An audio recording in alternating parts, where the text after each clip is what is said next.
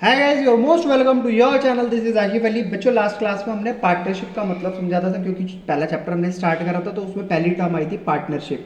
आज की क्लास में हम अब समझेंगे फीचर्स ऑफ पार्टनरशिप क्या होते हैं, पार्टनरशिप के फीचर्स कितने हैं। मेनली मैंने 5 फीचर्स यहाँ पर लिखे हुए हैं। सबसे पहला फीचर आता है टू और मोर पर्सन, यानी कि एक पार्टनरशिप फॉर्म के अंदर दो या दो से ज़्यादा पर्सन हो सकते हैं। अब मिनिमम तो दो है ही है पार्टनर्स, मैक्सिमम पार्टनर 100 थे, लेकिन ये 100 पार्टनर कंपनी एक्ट 2013 के तहत थे। अब इसको चेंज करके कंपनी एक्ट 2014 मिसलेनियस रूल 2014 के तहत मैक्सिमम पार्टनर की लिमिट 100 से घटाकर 50 कर दी गई। तो अब आपको क्या ध्यान में रखना है कि मिनिमम पार्टनर एक पार्टनरशिप फॉर्म के अंदर 2 होंगे और मैक्सिमम पार्टनर 50 होंगे। तो ये सिंपल सा पॉइंट है।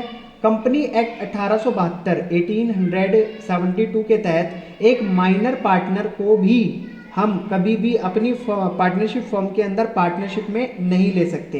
तो इस रूल को याद रखना। ये कॉन्ट्रैक्ट 1872 के तहत है कि माइनर को 18 साल से कम उम्र के व्यक्ति को हम अपनी पार्टनरशिप में एज अ पार्टनर नहीं बना सकते। सेकंड है हमारा अनसाउंड माइंड, जिसका दिमाग खराब हो, जो पागल हो, उसको कभी भी हम अपनी पार्टनरशिप फर्म के अंदर पार्टनर के तौर पे नहीं ले सकते। और third one is disqualified by law, जो ऑलरेडी डिसक्वालीफाई करा गया हो लॉ के द्वारा, किसी कोर्ट के द्वारा, यानी कि कानूनी अपराध करता हुआ पकड़ा गया हो और वो उसको डिसक्वालीफाई कर दिया हो। तो हम इन तीनों कंडीशन में से किसी भी पार्टनर को पार्टनरशिप फर्म के अंदर अपना पार्टनर नहीं बना सकते। सेकंड फीचर आता है पार्टनरशिप फर्म का एग्रीमेंट। तो partnership come into existent by an agreement either written or oral.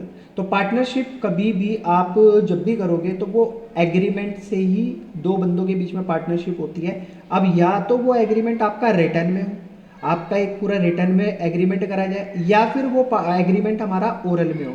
हम बोलकर भी एग्रीमेंट कर सकते हैं। तो वो पार्टनरशिप में आने के लिए किन्हीं भी दो पार्टनर को एग्रीमेंट करना ज़रूरी है, चाहे वो एग्रीमेंट आपका रिटर्न में हो, चाहे वो एग्रीमेंट आपका ओरल में हो। एग्जाम्पल के तौर पे पार्टनरशिप कब एग्रीमेंट हमारा कब बनता है, जैसे कोई एक पर्टिकुलर काम हमें कंप्लीट करना है, एक पर्टिकुलर वेंचर हमें कंप्लीट करना है, तो उस सिचुएशन के अंदर क्या होगा कि आपको एग्रीमेंट करना पड़ेगा दो पार्टनर्स के बीच में, या फिर एक पर्टिकुलर टाइम पीरियड के लिए हम एग्रीमेंट करते हैं। ये सीमित समय के लिए होता है। आप इसको कह सकते हो किसी सीमित समय के लिए आपने कोई एग्रीमेंट कर लिया दो पार्टनर के बीच में कि हाँ 1 साल से लेकर 5 साल तक के बीच में हमारे बीच में पार्टनरशिप रहेगी, ये हमारे दोनों के बीच का एग्रीमेंट है। उसके बाद हमारा एग्रीमेंट खत्म हो जाएगा तो हमारी पार्टनरशिप भी खत्म हो जाएगी।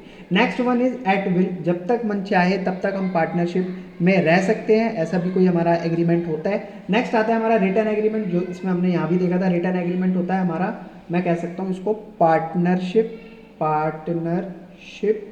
डीड, इसको भी हम रिटर्न एग्रीमेंट कहते हैं। और इसी ही हम रिटर्न एग्रीमेंट कहते हैं जब भी हमारे दो पर्सन के बीच में कोई रिटर्न कोई काम होगा कि उसको हम पार्टनरशिप डीड का नाम देंगे। Next one is lawful business. Lawful business, आपको पार्टनरशिप इस्टेब्लिश करने के लिए कोई भी लॉफुल बिजनेस करना पड़ेगा। अब इलीगल बिजनेस करोगे, गैर कानूनी धंधा करोगे, तो वो कभी भी आपका मान्य नहीं होगा, वो अमान्य बिजनेस माना जाएगा। नेक्स्ट पॉइंट आता है फीचर्स प्रॉफिट शेयरिंग। एग्रीमेंट जब भी होगा तो पार्टनर के बीच में share of profit and loss को पहले से डिसाइड कर लिया जाएगा कि बिजनेस के अंदर अगर कोई भी प्रॉफिट होता है तो उसमें कितना हिस्सा ए का होगा और कितना हिस्सा बी का होगा। तो ये चीज़ पहले से ही हमारी पार्टनरशिप एग्रीमेंट में लिख दी जाती है जब भी हमारा एग्रीमेंट तैयार होता है। तो ये पार्टनरशिप का फीचर होता है। Next fifth point mutual agency. Mutual agency का बच्चों मतलब होता है कि business can be carried on by all. एक बिजनेस को या तो सभी पार्टनर मिलकर चला सकते हैं, या फिर सभी के बिहाफ पर कोई उनमें से एक पार्टनर, जो हमने लास्ट वीडियो में भी समझा था, एक पार्टनर, मैं फिर दोबारा समझा देता हूँ। 3 पार्टनर है, ए बी और सी।